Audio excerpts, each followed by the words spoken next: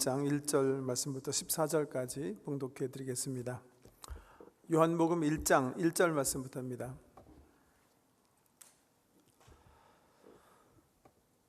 요한복음 1장 1절 봉독해 드립니다. 태초에 말씀이 계시니라. 이 말씀이 하나님과 함께 계셨으니 이 말씀은 곧 하나님이시라. 그가 태초에 하나님과 함께 계셨고 만물이 그로 말미암아 지은 바 되었으니 지은 것이 하나도 그가 없이는 된 것이 없느니라. 그 안에 생명이 있었으니 이 생명은 사람들의 빛이라. 빛이 어둠에 비추되 어둠이 깨닫지 못하더라. 하나님께로부터 보내심을 받은 사람이 있으니 그의 이름은 요한이라. 그가 증언하러 왔으니 곧 빛에 대하여 증언하고 모든 사람이 자기로 말미암아 믿게 하려 함이라. 그는 이 빛이 아니요 이 빛에 대하여 증언하러 온 자라.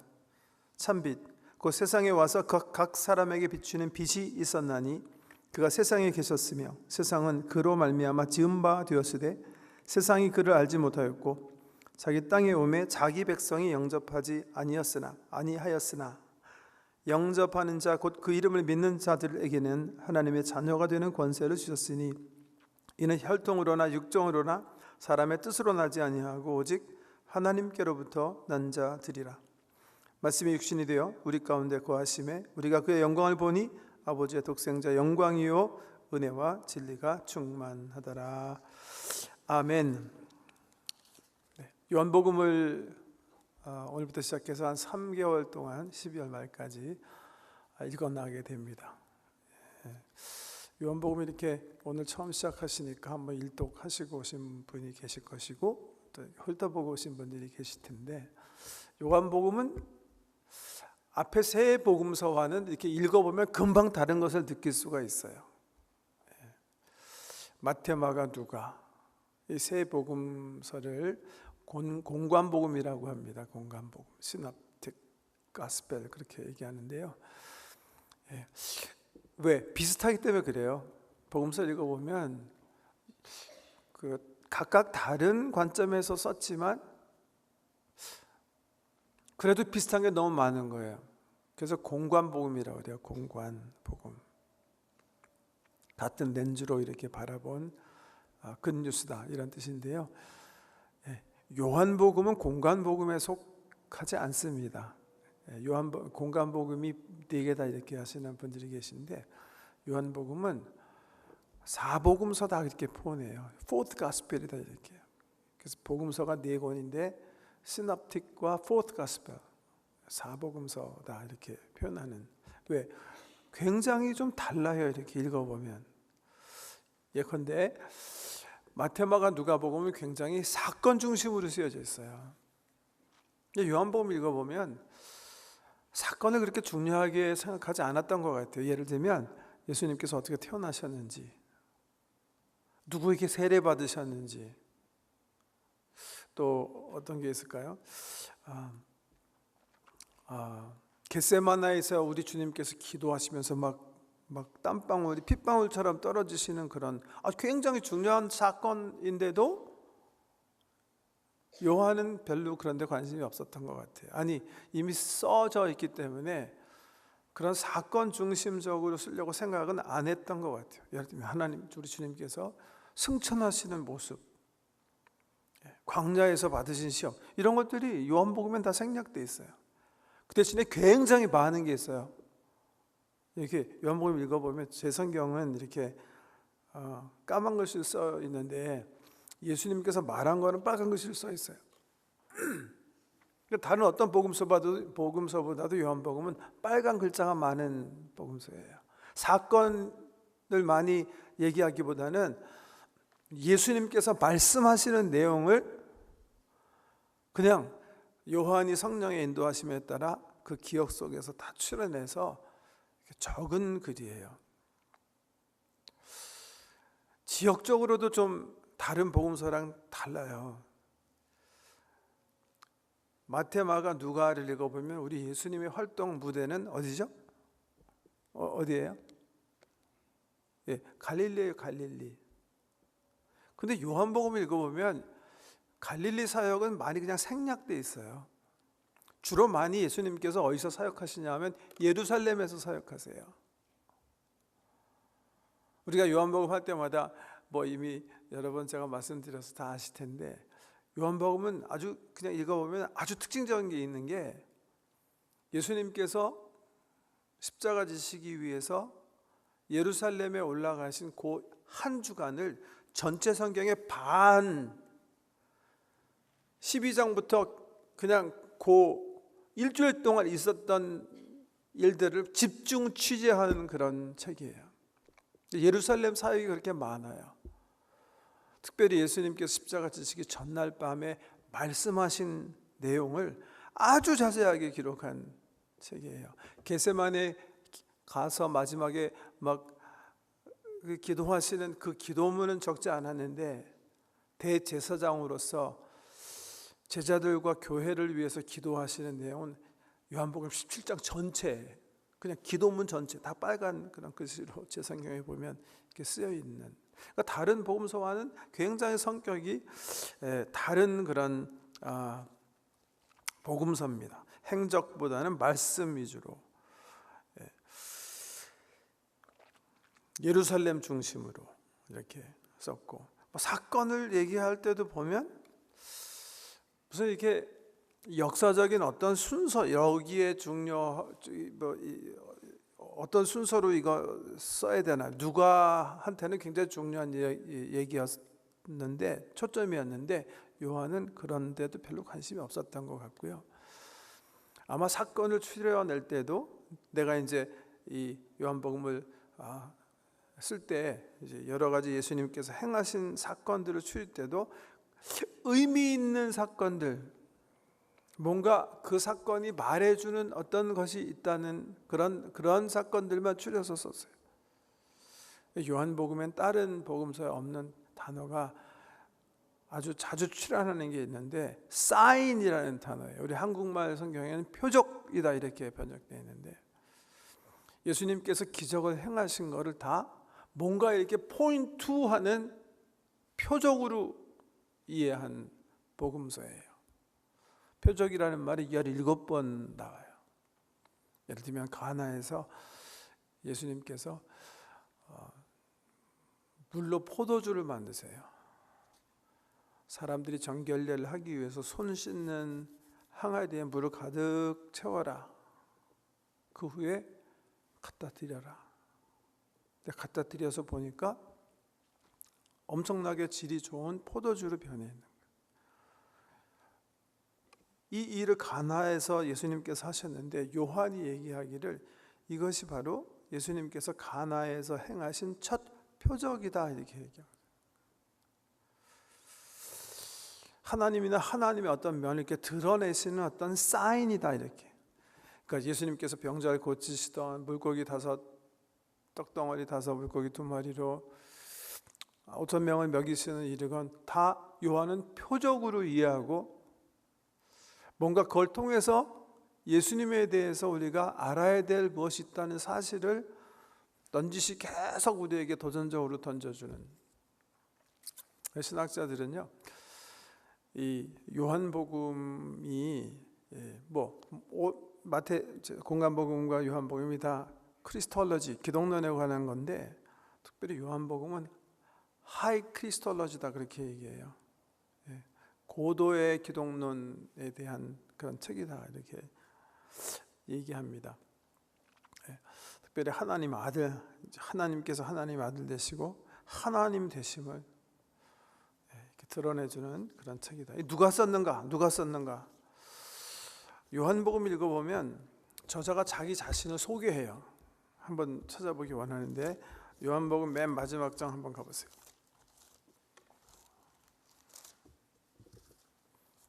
자기 자신을 뭐라고 소개하냐면 21장 24절에 이 일들을 증언하고 이 일들을 기록한 제자가 이 사람이라 이렇게 얘기하고 있어요. 이 일들을 증언하고 이 일들을 기록한 제자가 이 사람이라. 이 사람이 누군가? 그 15절 이하에 나타난 사건을 보면 이 사람이 누구냐 하면, 예수님께서 부활하신 후에 갈릴리에 나타나셔가지고 그 유명한 대화를 하세요. 베드로와 함께. 시몬아, 내가 나를 사랑하느냐? 3번 사랑에 대해서 물으시고, 내 양을 먹어라, 내 양을 먹여라, 내 양을 치라 대답하세요. 그 말 듣고 그 말 하신 다음에 베드로의 미래에 대해서 뭐라고 얘기하시냐면 18절에 내가 진실로 진실로 내게 이르노니 네가 젊어서는 스스로 띠뛰고 원하는 곳으로 다녔거니와 늙어서는 네 팔을 벌리리니 남이 내게 띠띠우고 원하지 아니하는 곳으로 데려가리라. 이 베드로가 나중에 복음을 증거하다가 순교할 거를 말씀하시는 거예요. 19절에 보면 이 말씀을 하시면 베드로가 어떠한 죽음으로 하나님께 영광을 돌릴 것을 가리키심이러라. 이 말씀을 하시고 베드로에게 이르시되 나를 따르라 하시니 20절에 보시면 베드로가 돌이켜 예수께서 사랑하시는 그 제자가 따르는 것을 보니 그는 만찬석에서 예수의 품에 의지하여 주님을 파는 자가 누구니까 묻던 자더라. 이에 베드로가 그를 보고 예수께 여짜오되 주님 이 사람 어떻게 되겠사옵니까? 예수께서 이르시되 내가 올 때까지 그를 머물게 하고자 할지라도 내게 무슨 상관이냐, 너는 나를 따르라 하시니라. 24절에 뭐예요? 이 일들을 증언하고 이 일들을 기록한 제자가 이 사람이라. 이 사람이 어떤 사람이에요?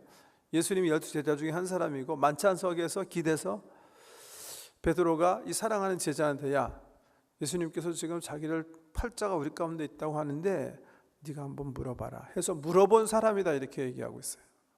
그리고 베드로처럼 일찍 죽지 않고 우리 예수님께서 여기도 너는 죽지만 얘는 살릴 거야 그렇게 얘기하시는 않으셨지만 이 말씀으로 미뤄봐서 뭐예요? 베드로는 순교하게 되겠지만 요한은 이 사랑하는 제자는 데려가시지 않는 어떤 그런 오래 이렇게 살게 되는 그런 말씀을 통해서 하신 구제. 이 요한복음 읽어보면 이 사랑하는 제자라는 말이 역시 한 번, 두 번, 세 번, 네 번, 다섯 번, 여섯 번 나오네요. 6번. 계속 이 사랑하는 제자 이런 말을 기록하는데 그것도 한 번 더 볼까요? 13장 23절 한번 보실래요?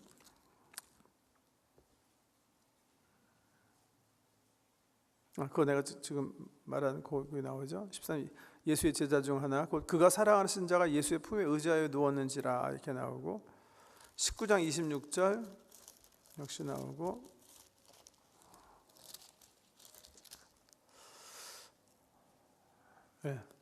예수의 십자가 곁에는 그 어머니와 이모와 글로바의 아내 마리아와 막달라 마리아가 섰는지라. 예수께서 자기 어머니와 사랑하시는 제자가 곁에 서 있는 것을 보시고 자기 어머니께 말씀하시되 여자의 보소서 아들이니다. 사랑하시는 제자, 사랑하시는 제자가 누굴까? 여러 가지 정황으로 봐서 요한이라는, 다른 모든 제자들이 순교했지만 요한은 반모섬에서 거의 100살까지 살으면서 살아있는 순교자로 죽임을 당하지 않고 그냥 자연사했다 그렇게 전해져 있고요. 예수님 모친을 모신 사람이 누군가? 역사가들이 초대 신학자들이 또 주의 종들이 하나같이 역사책을 통해서 교회 역사책을 통해서 증언하는 바 요한이 마리아 어머니를 모시고 지금 터키죠. 그 당시 소아시아 에베소에서 목회하면서 마리아를 모셨다 그렇게 얘기하고 있거든요. 그런 거를 봐서 이 요한복음은 요한복음 내에 요한이라는 말이 없지만 사도 요한일 것이다 그렇게 학자들이 생각을 합니다. 왜 이 책을 썼을까? 지금 복음서가 있었을 텐데 요한 사도가 이 글을 썼을 때는 주로 에베소에서 목회하시는, 그러니까 반모섬에 주후 95년경에 이제 들어가시게 되는데 그 전에 에베소에 계시면서 목회하시면서 지금도 에베소 가시면 우리가 에베소 때문에 바울이 굉장히 거기서 많이 그 전도했다고 생각하는데 바울의 흔적은 별로 많지 않습니다. 지금도 가시면 요한 사도의 흔적이 엄청나게 많아요. 요한 사도가 에베소에서 마지막 반모섬으로 귀양 가시기 전까지 사역을 하셨는데 주후 한 85년에서 90년경에 이 요한복음을 쓰셨을 것이다 이렇게 학자들이 추정하고 있습니다. 왜 썼을까? 이 글을 썼을 때 이미 마태, 마가, 누가 복음이 쓰여져 있었을 텐데 정말 주님과 가까이 따르던 이 요한 사도가 붓을 들어서 이 마태, 마가, 누가가 충분하게 설명하지 못한 일들을 설명하기 위해서 썼을 것이다, 그렇게 주장을 하는데요. 요한복음 내에 보면 왜 이 글을 요한이 기록했는가 스스로 또 밝혀요. 맨 마지막 절인데요. 맨 마지막 절이 아니라 20장 31절인데요. 20장 맨 마지막 절인데요. 30절부터 예수께서 제자들 앞에서 이 책에 기록되지 아니한 다른 표적들도 많이 행하셨으나 오직 이것을 기록함은 너희로 예수께서 하나님의 아들 그리스도이심을 믿게 하려 함이요 또 너희로 믿고 그 이름을 힘입어 생명을 얻게 하려 함이니라. 이렇게. 이게 요한복음의 목적이에요.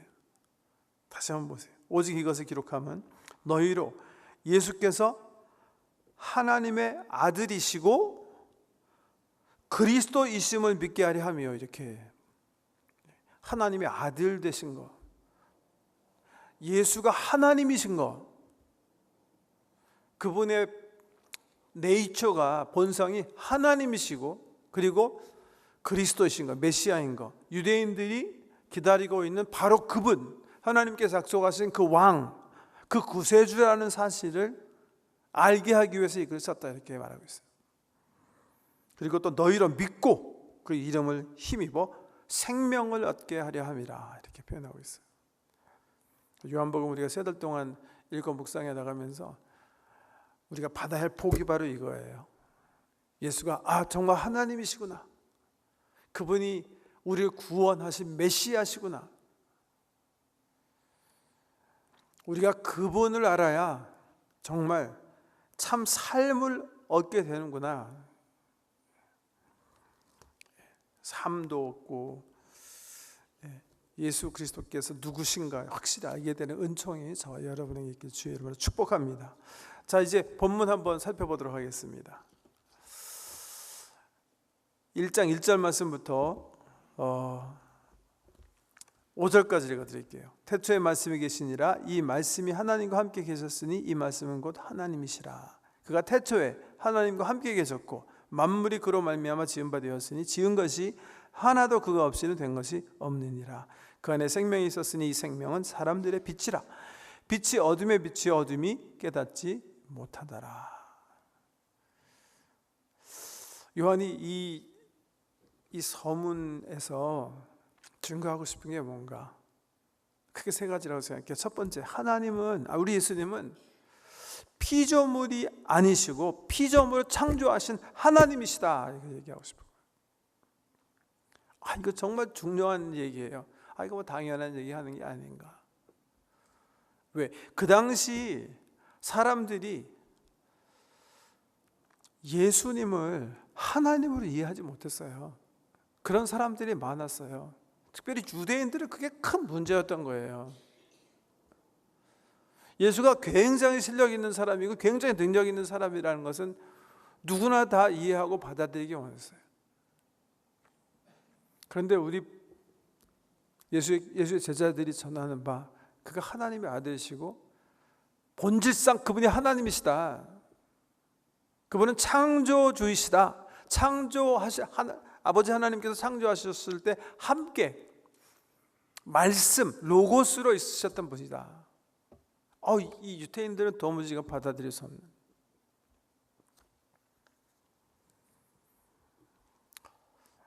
예수가 누구신가에 대한 책이에요. 그래서 이 책은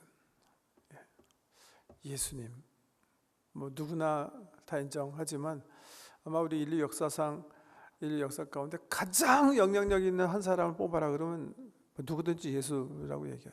그죠? 뭐 동양에 살던 서양에 살던, 우리 인류 역사가 정확하게 몇 년인지 잘 모르겠습니다만은 인류 역사 가운데 우리 예수님보다 더 영향력 있는 사람 있나요? 없어요. 지금도 24억이라는 인구가 I'm Christian, 그분은 나의 구세주시고 나의 왕입니다, 그렇게 그 타이틀을 달고 살거든요. 서양 역사 가운데 예수 빼면 무슨 뭐 문화 있습니까? 역사 있습니까? 온통 예수거든요. 온 세계가. 역사 가운데 있었던 실존한 인물 가운데 예수처럼 영향력 있는 사람은 없어요. 근데 이 사람이 누구냐 이거죠. 이 정체성이. 이게 그냥 사람인가 아닌가? 이게 사람이었나? 그냥 사람이었나? 그냥 엄청나게 멋진 그냥 뭐 철인이었나? 그러면 그거에 대한 요한의 선포이고 대답이에요. No. 그분은 피조물 아니었고 사람 아니었다. 그분은 하나님이셨다. 하나님이시다. 어떤 하나님이었나? 태초에 말씀으로 계셨던 하나님이다. 이 말씀이라는 단어가 엄청나게 이해하기 어려운 단어입니다. 제가 이 단어 하나 때문에 엄청난 많은 논문이 나왔는데요. 이 글을 처음 읽은 사람들이 유태인이기도 하고 헬라인이기도 해서 헬라 문화에 익숙한 어떤 그 두 부류의 사람이라고 생각하면 히브리적 관점에서 생각해 보면, 유태인의 어떤 관점에서 생각해 보면 태초에 있었던 말씀이시다. 이게 어떤 의미일까요? 우리 창세기 읽어보면 알 수 있는 거예요. 하나님께서 이렇게 빛이 있으라, 빛이 있었잖아요. 선포된 말씀이 예수였다 이렇게 얘기하고 있는 거거든요. 하나님의 어떤 행동, 하나님의 드러난 행위, 이게 예수다 이렇게 얘기하는 거예요. 이게 도무지 무슨 말인가? 저 잘 모르겠어요.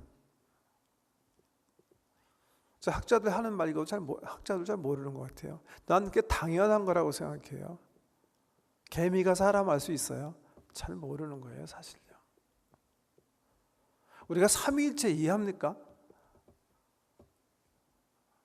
전 죽었다 깨나도 이해하지 못할 것 같아요. 이해하면 말로 이렇게 표현하지 않고 잘못된 거 금방 지적해낼 수는 있어요. 아니에요, 그거는요. 성경에서 얘기하는 걸 다 담지 못해요. 하나님이시기 때문에 그런 거예요. 그 영감으로 성령의 은혜로 요한이 이 말씀을 깨닫고 또 이 언어로 표현할 뿐이다 이렇게 생각해야죠. 태초에 계셨던 말씀, 태초에 계셨던 하나님의 말씀이었다. 창조 때 나타나신 하나님의 어떤 그 능력이었다, 그런 뜻이거든요. 그게 어떤 히브리 사람들이 이 말 들었으면 그렇게 이해할 수밖에 없는 그런 단어고요. 헬라 사람들이 이해할 때는 예수님 오시기 700년 전부터 헤라크레토스라는 사람이 뭐 로고스라고, 예를 들면 뭐 바다 물은 흘러가서 늘 변하지만 그래도 물은 물이기 때문에 뭐 그 기본적인 로고스가 있다. 뭐 변하지 않는 그 무엇이 있다. 그래서 로고스라는 개념이 헬라 철학에서 굉장히 많이 발달한 뭐 그런 건데요. 헬라 사람들한테는 이 로고스는 나타난 진리, 이렇게 드러난 진리라는 어떤 그런 의미가 있는 단어예요. 드러난 진리. 우리 성경적으로 표현하면 계시다, 뭐 그런 뜻으로 그럴 수가 있어요. 하나님의 드러남, 하나님의 드러남. 그런 의미에서 예수님은 하나님이 이렇게 드러난 어떤 진리다. 그런 의미에서 말씀이라는 단어 사용한 것 같아요. 태초에 말씀이 계시니라. 영어 성경에 보면 in the beginning, not at the beginning이에요. 두 의미가 굉장히 다른데 at the beginning은 어떤 시간의 정점에서 계셨다 그런 뜻인데,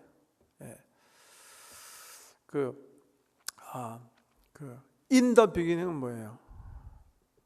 In the beginning was the word, 그렇게 표현됐는데 창조 전에라는 뜻이에요. 창조 전에도 계셨고 창조 과정에도 계셨고 계속 지속적으로 계시다, 뭐 그런 의미일 거예요. 그래서 어떤 사람이 영어는 단어가 굉장히 이게 엉성해가지고 일절을 잘 번역하지 못하기 때문에 In the beginning was the word 그렇게 했는데, 우리 한어 성경은 계시니라 해서 옛날에도 계셨고 지금도 계시고 계속 계실 것이다라는 이 헬라어 그 시제 가운데 imperfect 시제를 잘 이렇게 표현할 수 있었다 이렇게 얘기하는데요. 창조 전부터 계시고 창조 과정에 함께 계시고 지금도 계속 계신 분이다, 이런 뜻이에요. 태초에 말씀이 계시니라. 이 말씀이 하나님과 함께 계셨으니 태초부터 이 말씀은 곧 하나님이라. 여기서 하나님은요 형용사예요. 정관사가 없는 이 말씀의 본질이 하나님이다.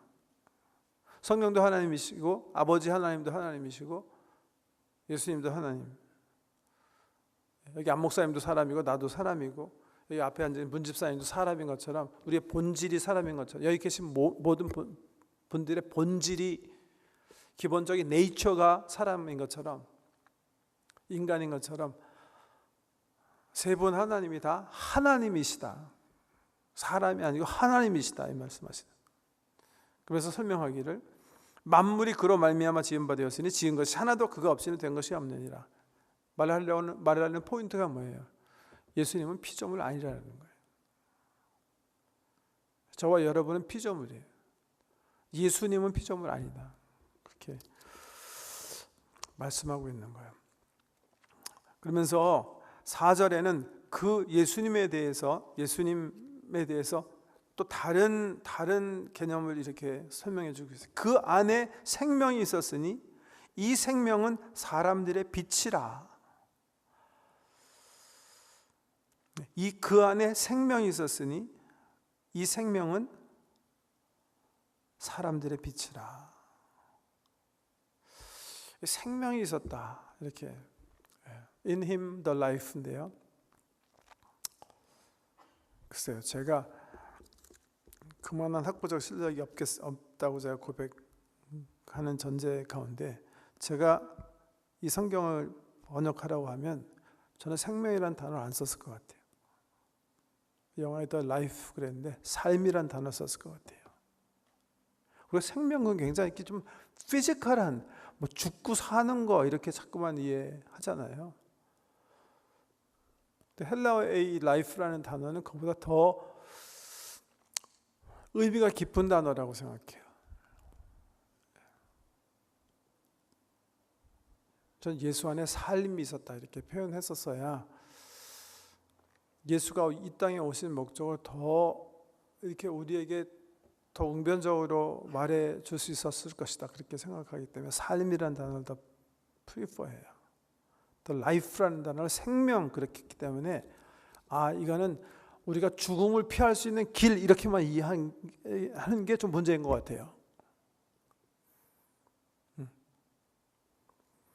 그 안에 삶이 있었으니 그 삶은 사람들의 빛이라.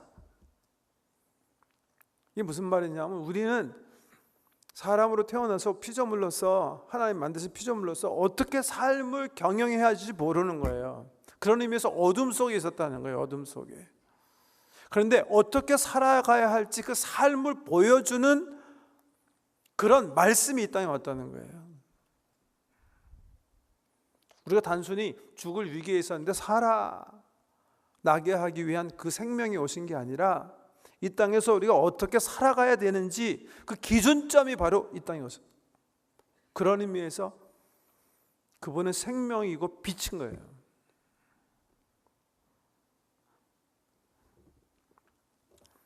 그분이 아닌 거 있어요. 그 세 번째 요한이 얘기하려고 하는 건데 하나님께로부터 보내심을 받은 사람이 있었으니 그 이름은 요한이라. 그가 증언하러 왔으니 그 빛에 대하여 증언하고 모든 사람이 자기로 말미암아 믿게 하려 함이라. 그는 이 빛이 아니요 이 빛에 대하여 증언하러 온 사람이라. 여기서 얘기하려고 하는 건 요한이라는 사람은 그냥 선지자였다 이렇게 얘기하려고 하는 거예요. 그 당시 세례 요한이 굉장히 파퓰러한 종교적 지도자였어요. 물론 예수님 앞서서 이 사람이 목배에서 죽임을 당했는데 엄청나게 많은 사람들이 이 세례 요한을 자기의 멘토와 스승으로 따르고 있었어요. 여러분 아시는 것처럼 베드로의 동생 안드레도 또 요한도 다 세례 요한의 제자였었어요. 세례 요한 제자들이 예수님을 따라야 되는지 아니죠. 세례 요한을 계속 따라야 되는지 예수를 따라야 되는지 고민하고 있었어요. 사실은. 그에 대해서 분명히 말씀하고 있는 거예요. 세례 요한은 그 빛이 아닙니다. 그 사람은 그냥 사람입니다. 그 빛에 대해서 증언하기 위해서 하나님께서 보내신 선지자에 불과합니다. 그 말씀을 확실하게 하는 거예요. 그래서 우리 예수님과 이렇게 차등시키는 거예요. 예수님에 대해서 잘 모르는 사람들과 이렇게 대화해 보면 항상 직면하는 게 이 지금 요한이 말씀하려고 하는 그 사실이에요. 여러분, 전도하기 위해서 다른 종교 믿는 사람들이랑 대화해 보면 그분들이 가끔 그런 뭐 다 같은 거 아닙니까? 뭐 선생님은 예수님 믿으시지만 나는 석가모니 믿으니까 그게 그거 아닙니까? 요한은 No, 그거 아닙니다. 그렇게 얘기하고 있는 거예요. 그게 우리 기독교의 가장 핵심적인 진리예요.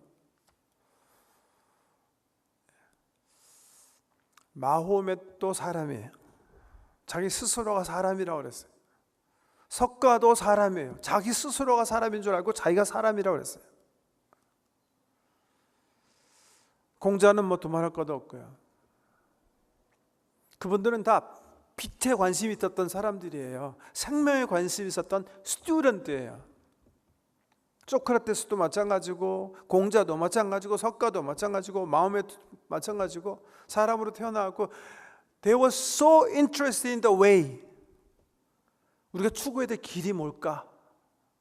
우리가 붙잡고 정말 씨름해야 될 진리가 뭘까? 생명을 바쳐서 한번 내가 헌신해야 할 그 생명의 대상이 뭘까? 열심히 알기 위해서, 깨닫기 위해서 노력한 스튜던트. Was Jesus student? 그 질문하는 거예요. 예수가 석가처럼, 공자처럼, 모하메처럼 빛이 뭘까? 진리가 뭘까? 생명이 뭘까? 깨닫기 위해서 막 추구한 그런 도인이냐? No. 아니다. 이분은 하나님이시다. 그 얘기하는 거예요. 이게 우리 기독교 복음의 핵심인 거예요. 예수님께서 자기에 대해서 증언하신 거. 나는 하늘에서 왔고 나는 하나님이고 하나님의 아들이고, 예수님이 자기에 대해서 얘기하신 그 증언이 그래서 복음의 핵심인 거예요.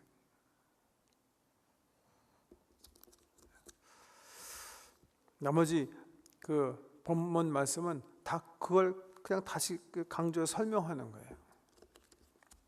요한이 얘기하고자 하는 가장 중요한 핵심은 예수는 피조물도 아니고 세례 요한처럼 대단히 위대한 선지자도 아니고,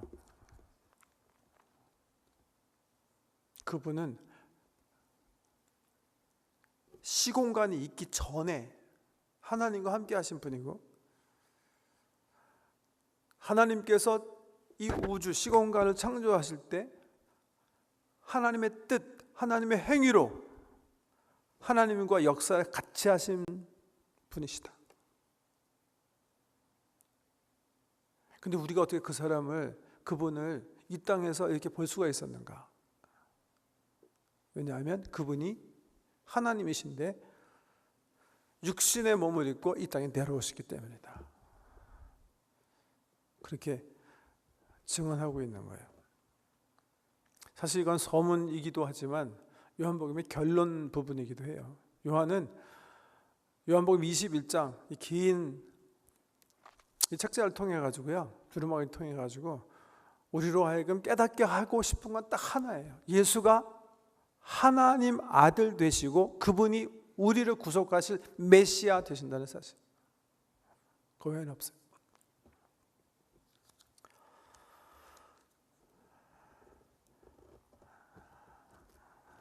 적용면에서 두 마디만 하고 마치기 원하는데요. 그분이 하나님이시기 때문에, 예수님이 하나님이시기 때문에 우리가 누리는 은총이 있어요. 그 은총이 뭐냐? 우리가 하나님을 알 수가 있는 거예요. 여러분 예수 몰랐을 때 한번 생각해 보세요. 예수님 알지 몰랐을 때 생각해 보세요. 하나님 어떻게 알아요? 어떻게 알 거예요? 어떤 철학자들이 하나님에 대해서, 하나님의 개념에 대해서 얘기한 거, 그거 읽으면 하나님 아시나요? 하나님을 알 수가 없어요, 우리는요. 하나님은 우리의 개념을 초월하신 분이기 때문에 그 철학자들이 얘기해. 앤슬람이라는 사람이 12세기에 그 디파인한 그 컨셉 오브 갓, 하나님에 대한 개념인데요. 하나님 우리 개념을 초월하신 어떤 그런 분이다. 그게 무슨 말이냐면 전혀 우리가 화제할 수 없는 그런 분이다라는 뜻이에요. 그러니까 하나님에 대해서 알려고 하는 것 자체도 모순인 거예요. 개념에 잡힐 수가 없는 분이, 개념에 잡힐 수 없다는 것이 하나님의 정의이기 때문에 우리로서는 가당치 않은 거예요. 아까 말씀드린 것처럼 개미가 사람 이해하는 거랑 마찬가지예요. 우리가 어떻게 하나님 알아요? 근데 지금 알 수가 있어요. 정말 알 수가 있어요. 어떻게 아는 거예요? 이 사도들이 우리에게 증언해 주신 예수님 보고 아는 거예요. 하나님 정말 알기 원하시면 성경을 읽으면서 예수님이 어떤 분인가 살펴보시면 되는 거예요. 예수가 하나님이신데 몸을 입고 이 땅에 내려오셨기 때문에 그런 거예요. 이건 굉장히 중요한 거예요.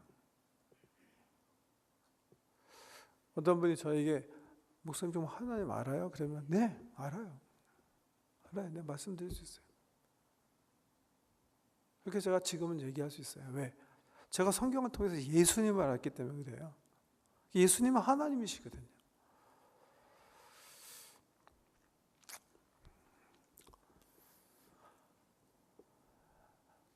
하나님이 죄를 미워하세요? 미워하지 않으세요? 예수님 보면 아는 거예요. 예수님 죄 미워하세요? 안 미워하세요? 미워하세요. 죄 미워하세요. 2장만 보시더라도 알 거예요. 막 가서 그냥 성전에서 그냥 이상한 짓 하는 거 막 때려 엎으시고 막 분노하시는 예수님의 모습을 보실 거예요. 예수님 죄 싫어하세요. 하나님 죄 싫어하신다는 거예요. 하나님 죄인 미워하세요? 미워하지 않으세요. 예수님 보면 아는 거예요. 예수님 보면 아는 거예요. 예수님 보시면 하나님이 어떤 분이신가 비로소 우리가 아는 거예요. 옛날에는 정말 몰랐어요. 우리 모든 인류가 몰랐어요. 그냥 암흑 속에 있었어요. 그냥 깜깜한 데 있는 거예요. 근데 지금은 충분히 아실 수가 있게 지금 열려 있는 세상. 예수께서 이렇게 보여주셨기 때문에 하나님이 어떤 분이신가. 그러니까 여기 계신 우리 모든 성도님들도 자신 있게 얘기할 수 있어요. 난 하나님 안다. 성경 읽으시면서 예수님을 보시는 거예요. 예수님.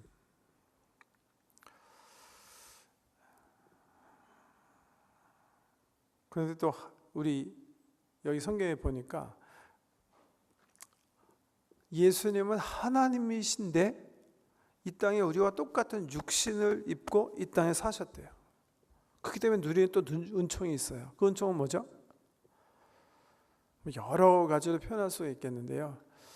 우리의 관점에서 보면 첫째는 정말 하나님께서 우리를 통해서 기대하시는 삶이 어떤 삶인가 볼 수 있는 표상인 거예요. 예수님은 하나님이 어떤 사람인가만 우리에게 보여주시는 분이 아니세요. 하나님께서 우리를 창조하셨을 때 뭘 기대하셨는가, 어떤 삶을 기대하셨는가 보여주시는 표상인 거예요. 그 성도님들은 사도들이 성경을 통해서 우리에게 일러주시는 예수를 자꾸만 보면서 계속 우리 삶의 현장에서 물어야 되는 거예요. What would Jesus do? 우리 예수님이면 어떻게 하셨을까? 왜? 그게 바로 하나님께서 우리에게 기대하시는 거기 때문에.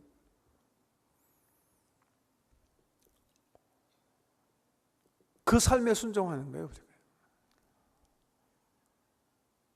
그러니까 정말 죄를 범한 사람이 있어도 우리는요 원수를 삼을 수가 없는 거예요. 예수님께서 원수 안 삼으셨기 때문에 나도 원수 못 삼는 거예요. 예수님께서 용서하셨기 때문에 용서하는 거예요. 예수님께서 참으셨기 때문에 참는 거예요. 예수님이 겸손하셨기 때문에 겸손하는 거예요. 예수님이 평화를 씩하셨기 때문에 우리도 평화를 씩하는 거예요. 예수님께서 그냥 주셨기 때문에 우리도 그냥 주는 거예요. 왜? 그게 우리 아버지 하나님께서 우리를 만드셨을 때 기본적으로 기대하신 사람의 모습이기 때문에 그런 거예요. 온전한 사람의 모습이 우리 예수 속에 있단 말이죠.